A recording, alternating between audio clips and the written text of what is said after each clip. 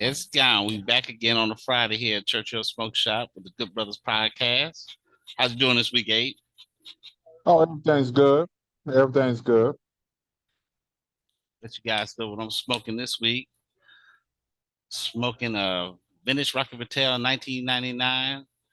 This has a 7-year Connecticut long leaf on it with a 8-year Dominican and Nicaraguan long fill in it. More of a medium smoke. Haven't smoked in a while. We hadn't had it here in a while. But I decided to enjoy it this Friday night. As always, throwing a little cocktail. You get the weekend started. What you going on, Scout? I'm smoking on a 20th anniversary Perdermo Maduro. It's a Nicaraguan blend. It has the Maduro wrapper. Of course, it's Habano, comes from Cuban seed. It's pretty robust, and I always have enjoyed this particular blend ever since it came out. Oh, good deal, good deal. Well, Chad Juice is on the road this week. Summertime Chad in and out on the road, but he's supposed to pop in on. Oh, there you go, right there. Look at that.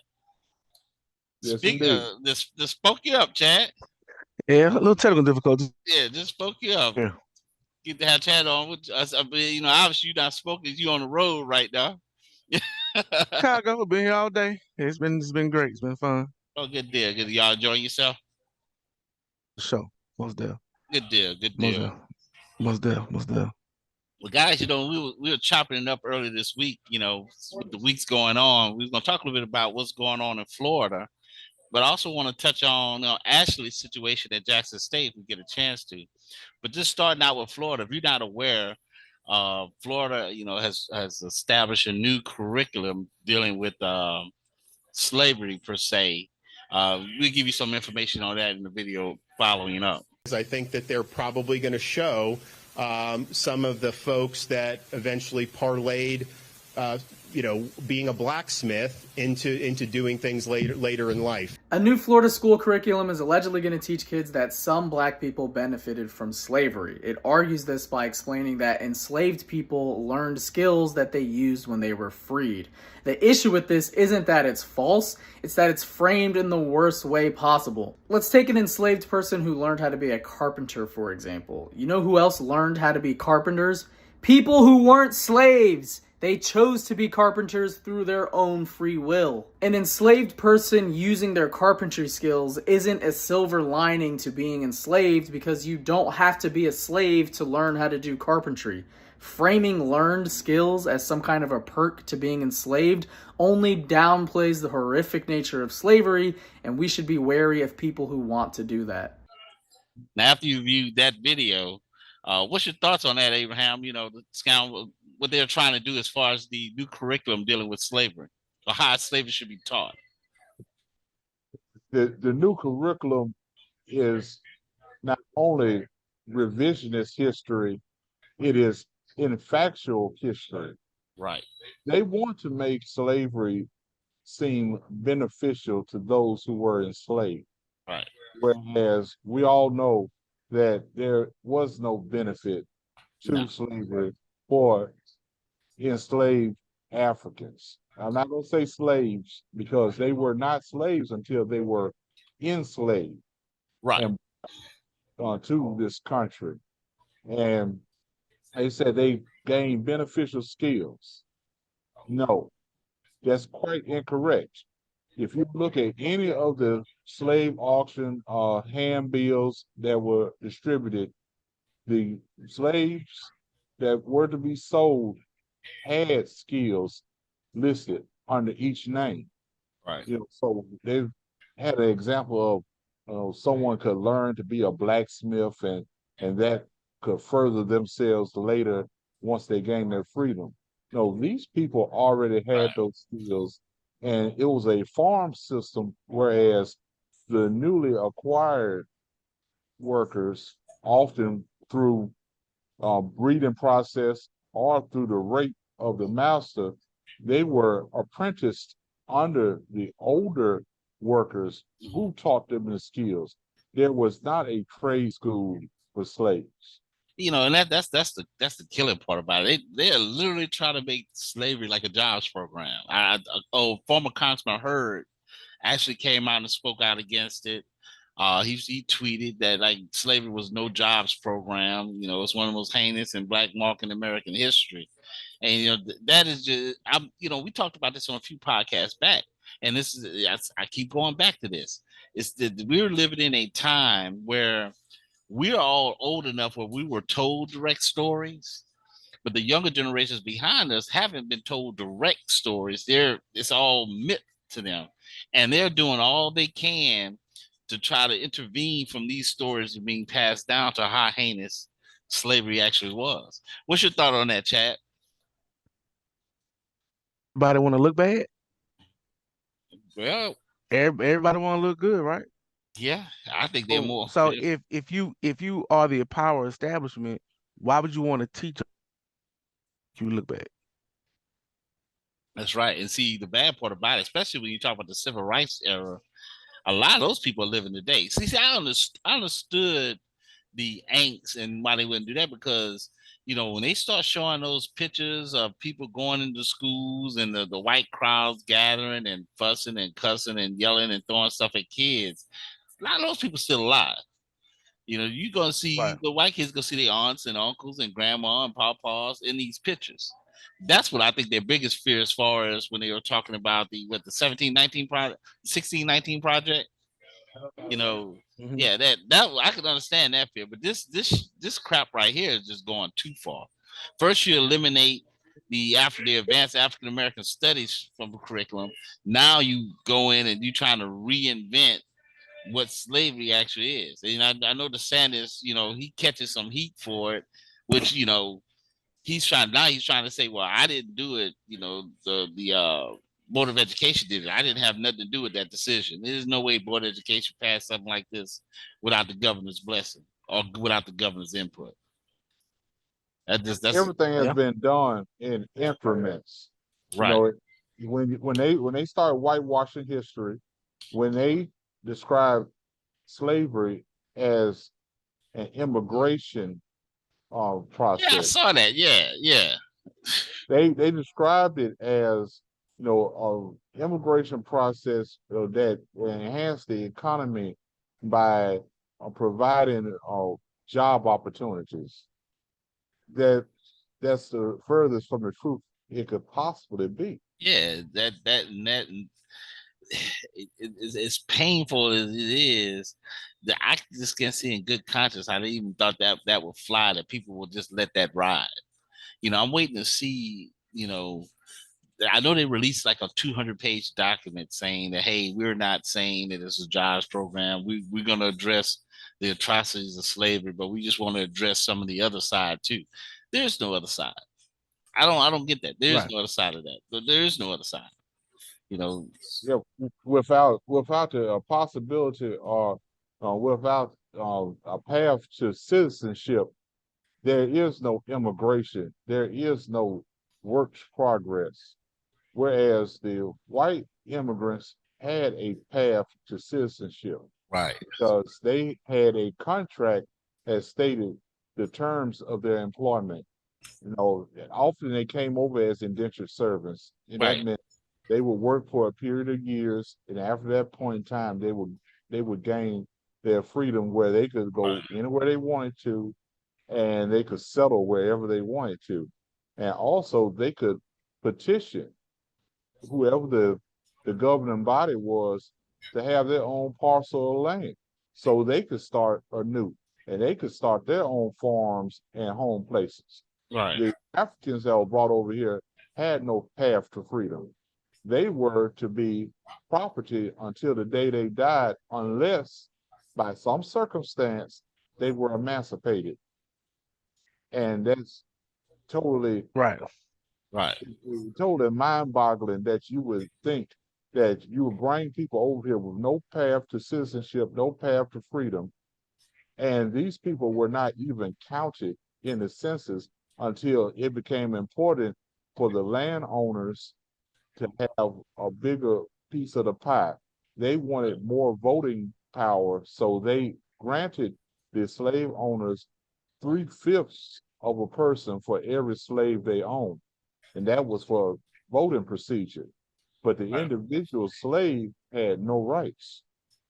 Man, shout out to the head scout, gave you a thorough history lesson. You probably get more, you got more in that little 3-minute speech than you got in most history classes these days. Because they sure the hell not teaching it. That's just the crazy part.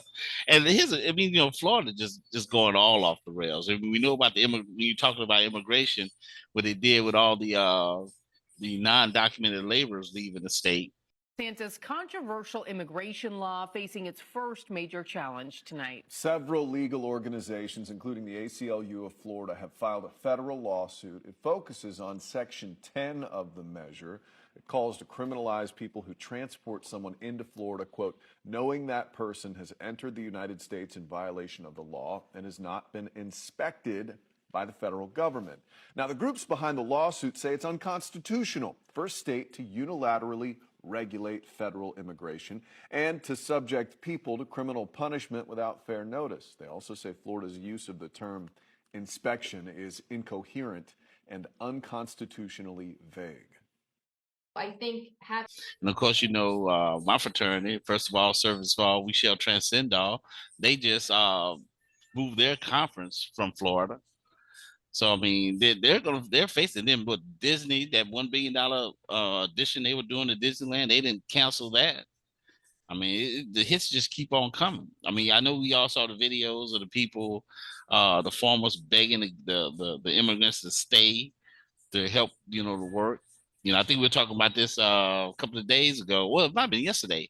You know, one of the states that's been the big beneficiary of this whole fiasco in Florida is Georgia, because they've gotten an abundance of workers who have left Florida, you know, migrating over into Georgia to work, you know, for being undocumented. It just, you know, it's crazy. You reap what you sow. And I wonder where it ends though, because they got to be feeling the financial. Well, we already know the private sector is feeling the financial crunch, because you see the videos of the houses not being worked on, the fields not being tilled. Look, did y'all see that video where the right wing people tried to come out there and say they were gonna help some of the farmers and work the field, and they lasted about 30 minutes.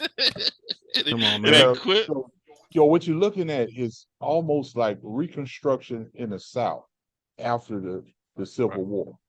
Right. There were fields left unworked. There were fields left untilled because the mass exodus of Black workers to urban centers and places where they felt they could live without being discriminated. And they actually had to round up posses to intimidate people to stay. Yeah. Well, you know, that's what that if you saw them little town halls, that's what they were doing. They were like, you know, telling people, hey, it's not gonna be that bad. You know, you can stay. You know, we need you to work. Right. Like shit, they were booking on out of there. They like, no, yeah. And that's what they. But look, they're the ones reaping what they sow, because they're the ones voted for them. No, people. Just a few months ago, they were trying to eliminate sanctuary cities and places where those people, undocumented people, you know, we're not gonna say illegals because they're undocumented. They don't have their documents in order right now. You know, somewhere they can establish whether they're there for asylum, they're there for other reasons, and so they could get a legal pathway where they could get a permanent, you know, status where they can work and contribute, because these people do contribute to our country, not only by providing labor. They pay taxes, you know, as far as sales taxes. You know, they may not contribute to the Social Security because sometimes if they don't have the documentation, they don't have a proper Social Security number for where these payments can go to. So if we could give them work permits and give them a way where they can contribute, you know, it would greatly benefit everyone. But here in the state of Mississippi, they use that visa, that work visa to the hill. I think it's supposed to be, they're allowed to do 10 months here, then they got to leave for 2 months. You're not allowed to do 12 months consecutively. You can do 10 months, you have to leave for 2 months. Yes, they cycle in and out. Yeah. And what most people don't realize, these people are not actually trying to build routes. They're making money in order to send back to their original destination. Mm-hmm. So when they work their route, they just a 90-day or 6 month or whatever, they go back home and they wait out the period of time. And at this period of time, they've sent home way more money than they could possibly have saved up, working whatever jobs there were in their previous country. Right.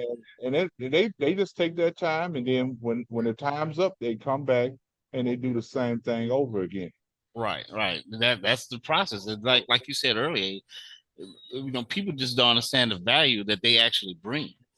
I mean, they out there doing the work a lot of people just don't want to do. And those conservatives that try to go out there and do those fields in Florida found that out the hard way. Because that work ain't no joke.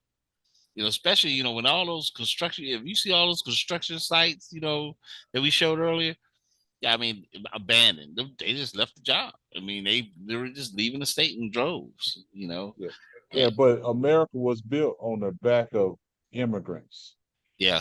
and we allowed the Caucasians who fulfilled their requirements to move west and settle. And doing so, it created a need for infrastructure. So we brought people in to build the railroads, to build the infrastructure for these towns. And soon as we got what we wanted, we subjugated these people to where they could not live amongst us. They had to live in certain areas. Right. And later, as you know, during World War II, we interred people of Asian descent. And they had to be in almost like concentration camps for the duration. Right. Right. No, you're 100% right. Most people, that's a part of history that most people don't even talk about that they were internment camps here in the U.S. So, I mean, that is very true. I mean, they give Chinese credit for helping build the railroads. I think that the ones most of the Chinese worked on was the railroads going west, if I'm not mistaken, because African Americans worked on most of the railroads. On the east. Right. They came in through the ports. Usually they come in through like what's now the Bay Area. Yeah. And they will work that area. Yeah. And also they provided support for these crews that were established by the robber barons who were building these railroads. Right. Good old robber barons. They heard that term for a long time since the last cowboy movie I watched, which the original cowboys were black, if you didn't know. The cowboys were black. Exactly. White people they were called field hands. They were hands. They were men. Yeah. That's why in black culture we call each other man. Yeah. Because we got tired of being called boy. You could be 50 years old, 60 years old, they still call you boy. Well. And as the blues song said, I'm a man. Right. You're a road man. I don't want that disrespect. Treat me as I am. If I can work a full day's work, if I have to pay these taxes and have all these responsibilities, treat me as such. Old Muddy Waters. Right, there you go. Old Muddy Waters. Hold on a second. We got somebody here to show you. Y'all look at Alicia's record hit on the hill. What's up? Alicia? Chicken and rice. Hey, this ain't rice-a-roni here. This from scratch. Yeah, right. No, this ain't hamburger helper. All the way live. Mm-hmm. Like grandmama make. Yeah. Yes, indeed. That is. Lisa just passed me a note, but she don't want to come up here and say it, and I'm trying to read it. Oh, that's 100% true. That's 100% true. Come here. Well, you can say it yourself. That way, I'm not going to read that. I'm not going to read it because it's going to take me to look it down and look it up. But now she just made some points about the Indians and the Dominicans and Cubans. You talking about sugar and stuff like that, and some of those little immigrants and all the things they went through and coming in, how they were Yeah. pitted against black people through this whole Right. Also process. think about the migrants who picked the fruit crops. Yeah, And you go back to the one of the great organizers, Cesar Chavez. He organized these migrants and these fruit pickers, because they're worried right now. They're like, oh, orange juice is gonna go up because we don't have anyone yeah, to to do tend the to these yeah. crops. Right. So it's still going on. Look at lettuce. We don't have workers picking the lettuce. Right. So the price of lettuce has gotten astronomical in this country and in Europe as well. She did put one note here that I thought was interesting. We'll probably cover this on the show. The Trail of Tears. In the depths of American history lies a tragic tale that echoes through time. The Trail of Tears. In 1830, President Andrew Jackson signed the Indian Removal Act, forcing Native American tribes from their ancestral lands in the U.S. Southeast to march over 1,000 miles to Oklahoma. The journey was arduous, and many faced hunger, disease, and exposure to harsh environments, resulting in the deaths of thousands of men, women, and children. The Trail of Tears was a dark chapter in American history, with over 100,000 indigenous people forcibly relocated from their ancestral lands to Indian Territory in present-day Oklahoma. This trail of broken promises took a toll on the very fabric of humanity. It's so much of this stuff that most people, are just either they don't know, they've never been taught, or never decide to learn. Even though we got Choctaw reservations right around here in Mississippi, not only Choctaw reservations, there's another reservation here. I forgot what the other Indian group is. Off top, I can't think of it off the top of my head. You got Chickasaw. That's a northern. Yeah. That's a northeast portion, along with Choctaw. Those are two prevalent tribes, but a northern, of course, you also got the Natchez Indians. Those are more recognized tribes in the state I of think about Mississippi. the Natchez. That's when I was thinking about There's Natchez. a bunch of them. There's a bunch of them. Some also related to the tribes that come out of Louisiana, but most of our tribes in the state of Mississippi come from the descent of the Muskegon tribes out of Michigan. Oh, there you go. Interesting fun fact. I had a cousin who walked the Trail of Tears from Philadelphia, Mississippi to Lawton, Oklahoma. For years I thought it was Choctaw. Good deal. For years I thought it was Choctaw. So now my mama hit me with something 2 years ago. Nah, but it might be a little Cherokee. I can't remember what it is, but my great grandmother is full-blooded Indian on my mom's side. I don't even know her real name. I know they called her Heck, but and she didn't speak. She spoke their native tongue still. Was So I remember that as a little kid. That's my great grandmother. She was full-blooded. So it was just and it's amazing how you think about it. And if you did, I didn't take my mom's side of the family, they're from Clayton, Louisiana, which is not, it's not far from Natchez, Faraday, Vidalia, and all like that, So going back to what you said, Chad, is, my mom raised in Clayton, Louisiana, but she was born in Natchez because Natchez was the only hospital. Because, of course, from Natchez to Louisiana is just crossing the bridge. She was born in the Natchez Hospital. That this is a little, to go along with your history fact about the Indians here in the state of Mississippi and the state of Louisiana, they constantly crossing over. Same thing with the Indians in New Orleans. You see a lot of them doing Mardi Gras and stuff like that. I had to explain to somebody the other day, well, not the other day, but during Mardi Gras, they literally thought that the Indians that be out there and it was just a costume. Literally, they thought that was just saying they thought they were just celebrating Indian culture. Like, no, that's not what they're doing. That's blood. That's blood. Now, a fun fact for you.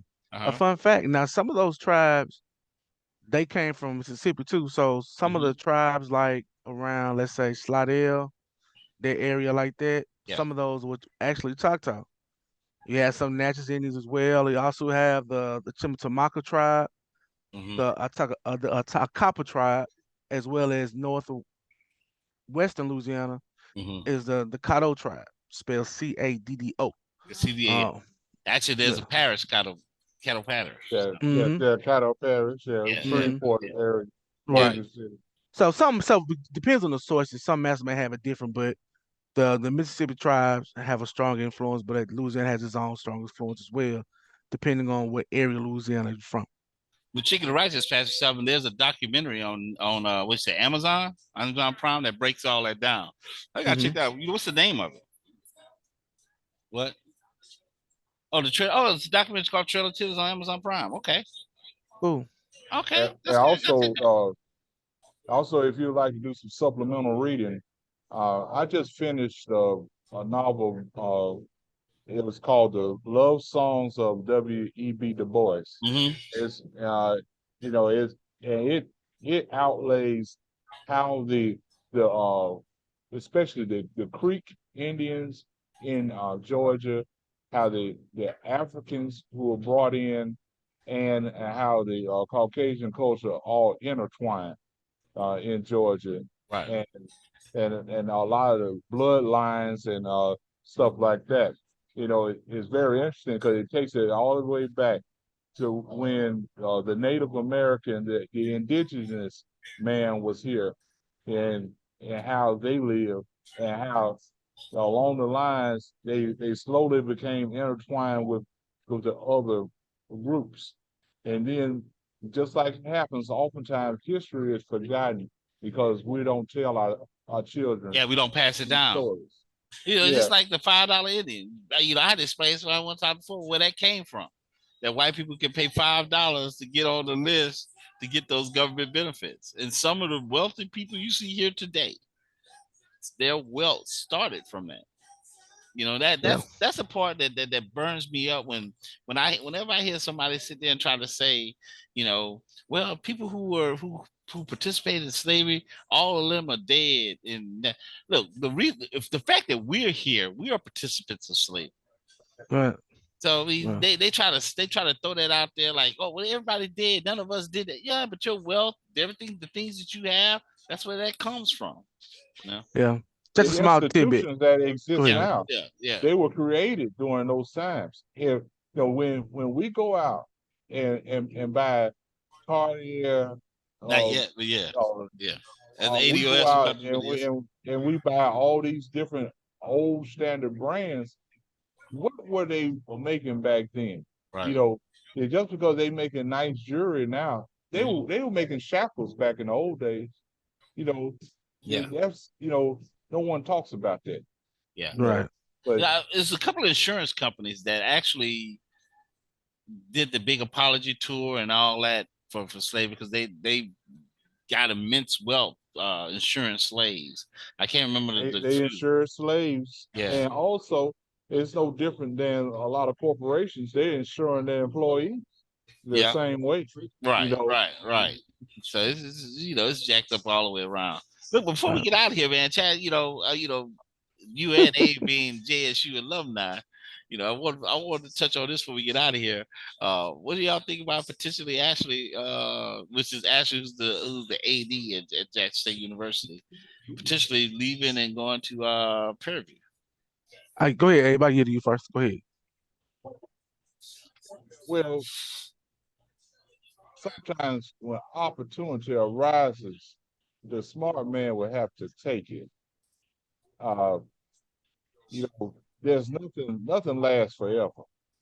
You know, he did a outstanding job during his tenure, and if he feels that he needs to move on, hey, all the blessings to him. It's nothing any different than what happens in any other university system. That's true. Right. Right. So basically, I'm just gonna piggyback on what Abe said because I've been asked this question several times already.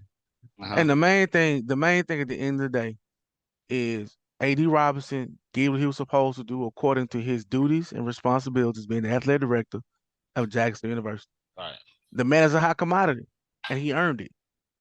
Being open-minded, being forthright, and doing what he's supposed to do, no matter what relationships that he previously could have had. But what we always say, your next move is always what? Your best move. The best move. Right. But the main thing that I want people to understand is this. I hope that the contingency at Jackson State University. Let this man know that he's appreciated and he's wanted. Because even though when he leaves, we're gonna take JSU out of that equation. Yeah. We're not gonna allow JSU to be the excuse or the scapegoat. Now, I think Chicken Rice just told me a minute ago. He's originally from that area, isn't he? Wasn't he originally at Prairie View or something? Well, he came from Prairie View. He's a Jackson native. He's a Murrah graduate. Yeah. Jackson guy. Yeah. But he came from Prairie View. He came to Jackson State from Prairie View. Well, yeah, I heard they got like $200 million they finna put in facilities and stuff. Yeah. I saw that, so that's probably why they looking to have some of that effect that he did on Jackson State. It's the ice. I think I think that's what they're looking for. If he can duplicate, not to the level that he did at Jackson State, because you look at his hires. Look at his hires. Deion Some Sanders, people will be disappointed. Women's basketball coach. I think some people will be disappointed. The men's basketball coach. You got the men's basketball coach, football. You know, he's made some hell of hires. And then if you talk about those hires, look, let's just call a spade a spade. The hires he's made is the reason Jackson State's on TV every game this year. There's a reason. I agree with that. Yeah, I mean, ain't no doubt about it. Yeah, well, you got an administrator like Mr. Robinson. You know, you have certain administrators that are known to build upon where they go. And you know, he's a fiduciary. He takes the money and uses it wisely.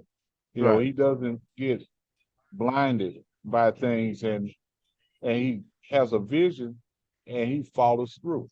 You know, and just like some of the university presidents, you know, the many of whom have been much maligned. But if you look at the body of work, Jackson State could not be where it is at now if it wasn't for Dr. Lyons. If Dr. Lyons had not created the master plan, we wouldn't have a school of engineering. We wouldn't have a new baseball field. We wouldn't have the beginnings of the JSU Parkway, all those things. You know, he puts things in place, and once they started going in the right direction, he got the call. He had to go. And he went to St. Dominguez Hills and did the same thing and won numerous awards out there. So some people are just there to build. You know, they're not going to be there a long time, but they do their job. Yeah. Here for a good time, not a long time. He got it done, though. You got to give a salute to him because he got it done. You know, I know Chicken Roger said he also hired Southern's coach. So those are big time hires. Right. The guys look like our time by running. What you about to say, Chad? I don't think his time here is done. If it is, man, AD Robinson, salute my brother. But I don't think his time is done. I think a lot of Jackson State trollers, I think in the end will be very disappointed. Well, hopefully they can come up with a plan to keep him here because he's done an excellent job, and you want to see that continue. That should be the goal. I mean, you got to pull up all the stops. So hopefully you don't let egos get in the way, and we can get. You know, they can get that done, not only just for Jackson State, just for the state of Mississippi, because, you know, how Jackson State goes is how the African-American community in the state goes. That's just the facts. I'm sorry, Alcorn grads and Valley grads. It is what it is. The guys, our time's not running out. Chad, you got anything else? Hey, man, as always, we appreciate each and every one of you. To our recurring wonderful guest now member, the head scout general, Mr. Abraham Brownfield. We love you. We appreciate you. To everybody, man, please. The comment section. Tell us how you feel. How you feel about what's going on, the history of the Trail of Tears. How you feel about what's going on in state politics, and also how you feel about the potential of AD Robinson leaving. So let us know. Again, hit the like, subscribe, and share button. As always, we'll see you next time. If you're not doing anything, come see the fellas at Churchill Smoke Shop. It is Friday, y'all. Yeah, be safe out there, Chad. Enjoy yourself in Chi-Town. For sure. All right. All right. See you later.